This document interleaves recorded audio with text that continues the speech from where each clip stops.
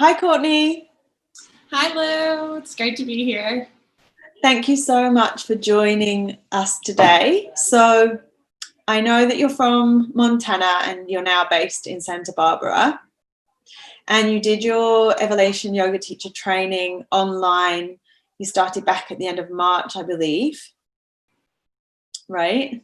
Yes, it's been a lovely experience, especially how they allowed me to do the extended training and kind of take it at your own pace and how it fits in with your, the other elements in your life. Nice. Yeah, so tell me, what was life like before yoga teacher training? I was working at an ophthalmologist's office as a scheduler, and my life was pretty packed. I was a new transplant here in California, so I was trying to, find my way and my place in this new city and this new kind of culture. It's a lot different than Montana. Mm-hmm. And I was working 4 days a week. I had 3 days off. And so that seemed like a lot of extra time to fill with not a lot of friends or other social obligations. So I started really hitting yoga hard and making sure that it was kind of the structure that my life was revolving around. And so before my teacher training, it was really trying to, make practice a priority and getting as much flow and different teachers influencing me as possible. So my life kind of just revolved around working and practicing yoga. And so I was trying to find a way to kind of bring those two things together. Yeah, nice. So you opted for yoga teacher training. Yeah, it was really excellent. They went on the online platform just as the pandemic hit and quarantine was starting. So I was locked inside my house, and I decided to make the plunge and sign up, and suddenly my empty days were filled with lectures and practice and, oh my gosh, group study and all of these meditations, different fun stuff. So it was a really excellent way to kind of take my mind off of the fact that I wasn't able to go to my normal job and to kind of channel those energies into something that could be a new job and a new avenue for, my life and my creative energies.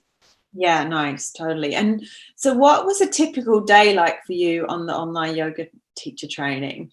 It was very fun and it was very packed, but basically I would try to get my best 8 hours of sleep if I could, and then wake up at 6 a.m. I believe. I have to think a little bit further back because I started in March, so it was like a 6 a.m. group study with my other flow trainees, and there was about 5 of us. So we all met together for a group study, and then right after that, we would go into teaching clinic where we would practice whatever we had just done in group study together, and that was influenced by our posture mechanics the night before. So we do group study and then teaching clinic, and then we'd have a small break, like 30 minutes to grab some lunch or breakfast, depending on your time zone. And then we would meet together for a lecture and posture mechanics after that. So posture mechanics was usually breaking down one asana or a couple of them. So for the hot trainees, I know they would focus on the 26 and 2 postures they have. But for the flow trainees, if we were working on hip openers or back bends, our posture mechanics could really go in a lot of different directions. And that was really fun, especially because we had several different teachers who were able to come to us and offer suggestions for sequencing and for variation. So we were always able to kind of play with something new and offer something to each other as students that we maybe hadn't tried before. So posture mechanics was really fun. Lectures were usually based off of kind of the Yogi philosophy. And so they were, long in the moment, but brief as far as how in depth we could really get into the subject. So all of that was supplemented by additional reading. So then after your posture mechanics, you try to fit in a little additional reading before whatever night classes you had. Usually I would take a flow class, and then there was like meditation and sometimes a sound bowl, which would be nice, where they did like the sound meditations, just depending on what day it was, what they had on the schedule. But it was usually pretty packed and seemed like a kind of a full 8 hours with these little 1 hour or half an hour breaks intermixed to kind of give us a chance to eat and feed our dogs and do our laundry and whatever Yeah. was going on. It was fun because, were at in our own spaces. So it felt like we were all together on the screen, and then we'd close the screen and try to manage the room around us and our roommates or, our pets, whatever's going on. So it was pretty fun. It felt very intimate getting to know everybody inside their own space, instead of kind of meeting at a resort or something like that. We all got an understanding of each other's challenges and how thinly spread we were in the pandemic, and that kind of made us stronger when we came together to teach. We were very understanding and compassionate of the circumstances at the time. So it was packed, it was wild, but it was really good. So you felt like, even though you were on an online experience, you felt like the connection with your peers on the training was very close and intimate? I felt it was very close and very genuine. I think an immersion would have been really nice to step away from my whole life and delve completely into it. But it was also nice to just be in a mutual understanding that that's not possible. And we were all kind of in the same struggles. And in that way, we didn't come to a resort with kind of, our best faces on, our best selves, leaving behind all of our troubles. We actually came to each other with kind of our troubles right in the room with us. And that made it really human and really just real and natural and sincere. And of course, we're all trying to be our best selves at all times, but it just made it impossible to forget that we are just humans trying to get through our daily life. And that was just nice to have the kind of solidarity that we were all in it together, and, making our yoga sanctuaries out of our spaces seemed like just a kind of a point of bonding. We were able to help each other build that area. So I would have loved to be at a resort, but then again, you have to leave the resort. And here we got to kind of build and comment and critique and help each other feel comfortable in the spaces that we would end up teaching in eventually. Right. So that was really great. Yeah, nice. And what would you say was the most challenging part of your experience of teacher training? As far as challenging goes, I would say the breaks are very small. So being able to fit in like a well-rounded diet, but it was a challenge that was very constructive, because having those really small meal times made you focus on what you're putting in your body and what that effect was supposed to be for. So am I trying to run down to Taco Bell and grab a bag of junk food? No, I don't have time for that. I am trying to cut open an avocado, slice up some cheese and an apple, throw that all on a plate before my next student class starts. So it was a lot more about nourishing your body and less about stuffing your face, and that kind of transition, and realizing maybe how we're used to living and what we actually need to live and what we actually need to survive, and kind of limiting our our wants to fit the schedule and to fit this new lifestyle was helpful in helping me to pare down exactly what my days were full of, because I realized I'd have a lot more free time if I could just organize and simplify. So I would say it was definitely challenging in that way.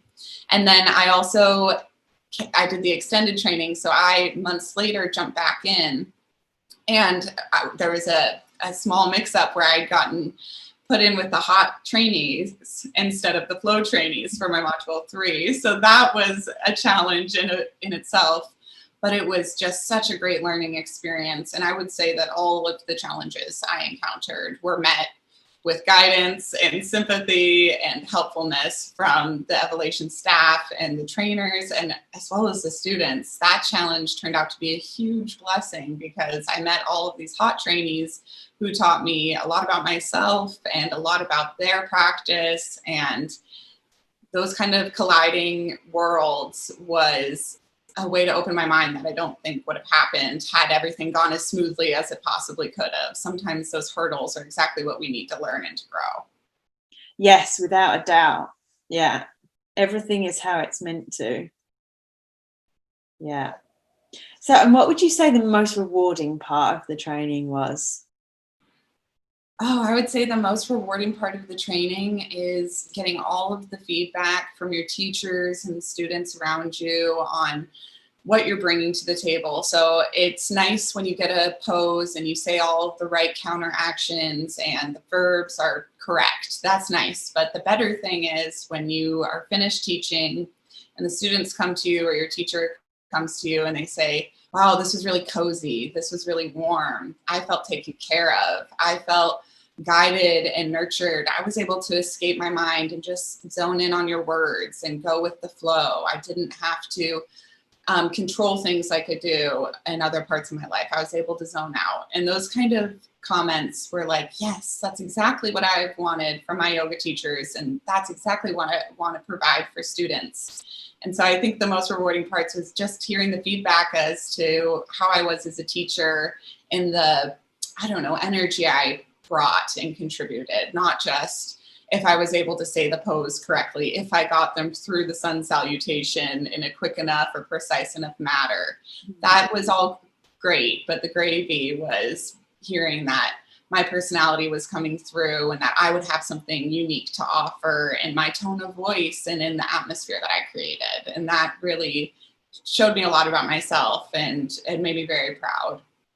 That's amazing. Yeah. And it also boosts your confidence.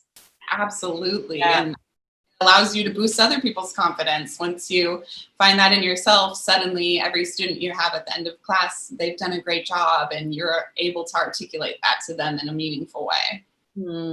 Yeah, it's beautiful. What surprised you the most about your training experience?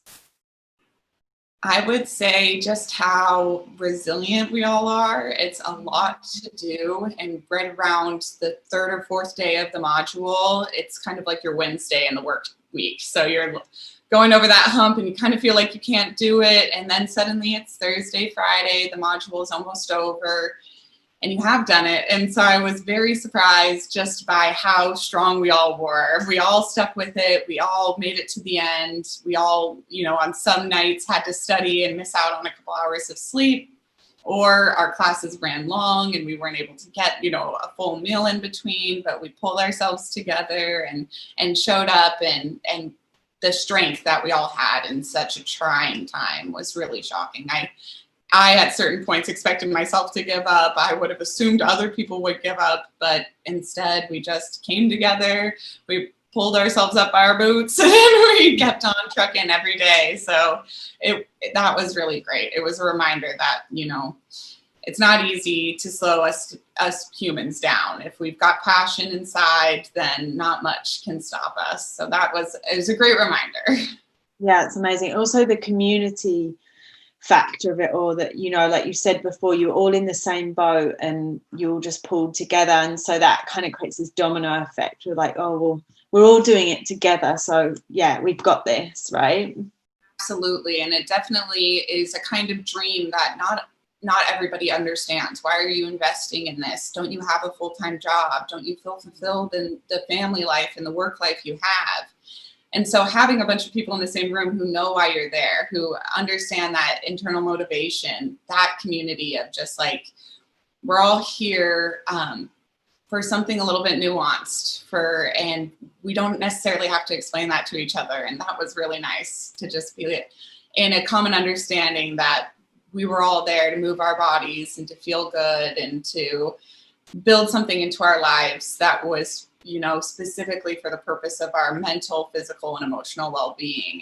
And that was nice that we had that understanding. We never felt pressured to justify that this would make us money one day or that this would get us acclaim one day. And that was nice, because I feel like a lot of times people are looking for that answer.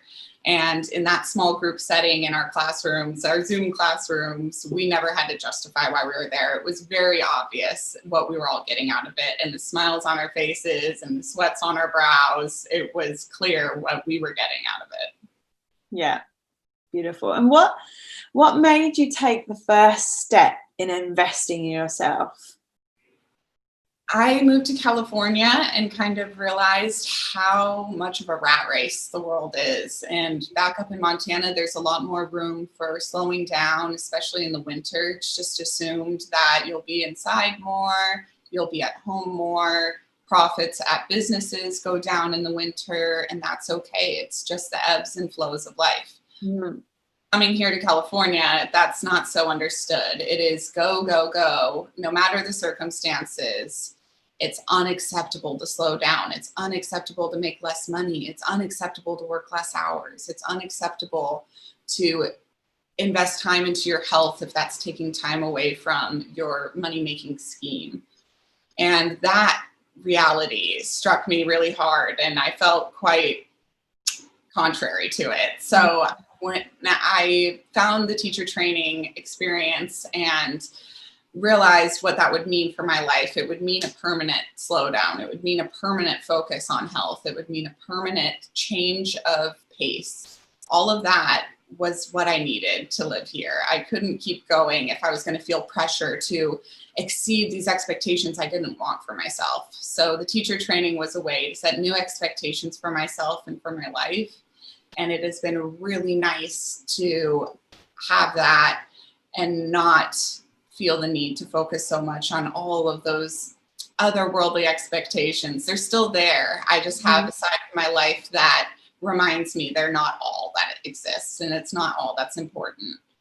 So if I'm going to stay in California, or I'm going to move back to Montana, wherever I end up in the world, I'm really glad that I've found inside myself, you know, my personalized pace and the kind of life I want to live in this world. And it doesn't have to match anyone else's. And that was what I was looking for. And that was the final change. The final jump was, we're in a pandemic.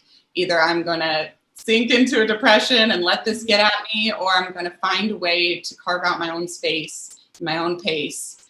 And I'm going to stick to that. And I'm just going to focus on the lane I'm in. And, you know, everyone else around me will find theirs. And as long as we're not looking, you know, to each other in competition, then we can look to each other in compassion and understanding.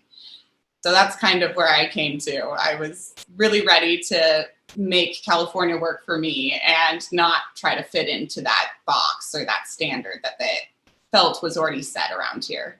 Right. Yeah, it's really interesting. And again, like investing in ourselves, like people often think it's like, oh, investing in, you know, in a kind of in a money exchange format, as in like making more money, right? But when we invest in our health and we feel better, it's way more easier to do all the other things we want to do. Everything else. And then you don't, if you're invested in yourself and you feel great, you're less tempted to invest in every targeted ad that you see on your social media.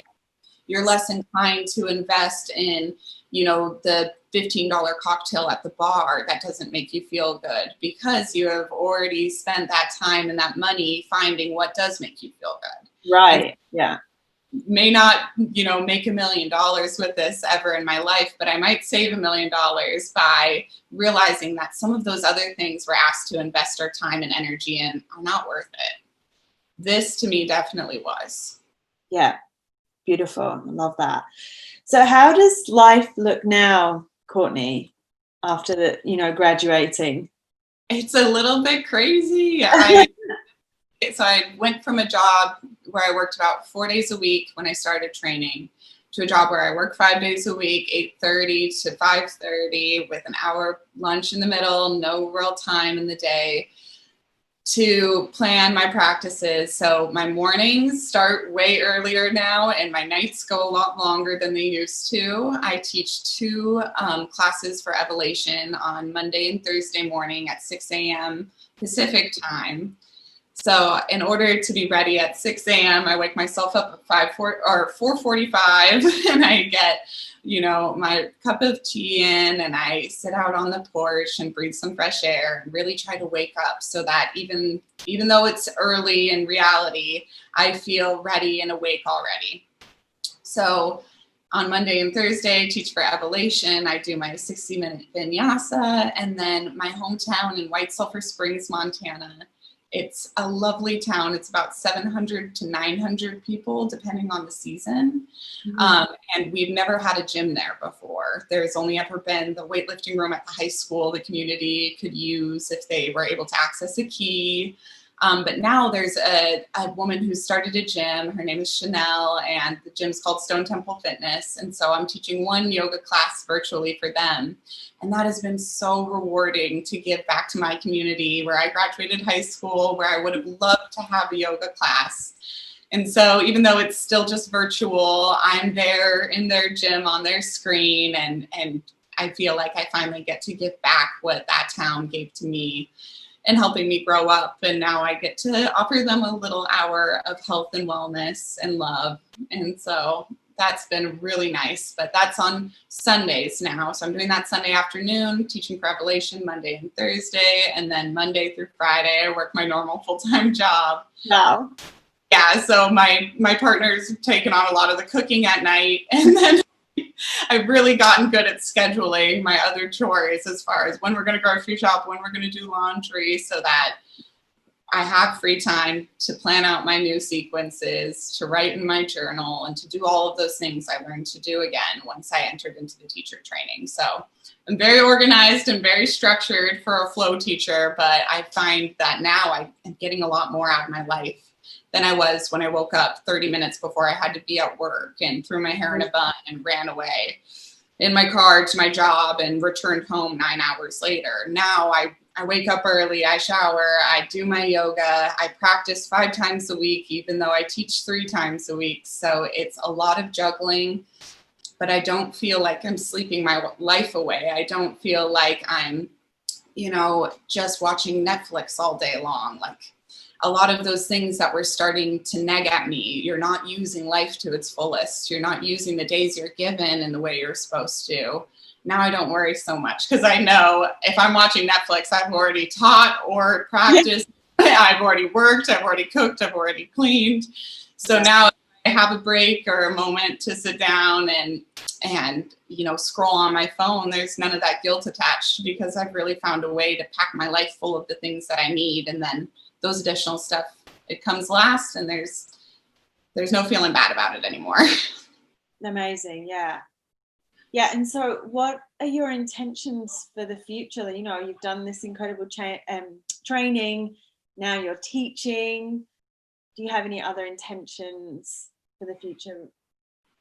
I definitely have some intentions for the future. I would love to teach in a real studio instead of online. I think that the online format will never go away now that we have it, and for good reason. This has been the most accessible studio I've ever had through Evolation, being able to go on their site, pay for their month of unlimited classes, and take that at my discretion, early in the morning, middle of the day, late at night, in the middle of the night, because some of their teachers are teaching from across the world. If I'm up, I can practice. So I think the online format's great, but I would love to be in an area where, even if it's outdoors during our certain circumstances that we're in right now, if I could just see the faces of everyone in front of me and be in the same room as them, to play some music and have some essential oils and all of that fun stuff that you kind of, go to the yoga studio for, to be in a warm space or in a nicely lit space. I would love to provide that one day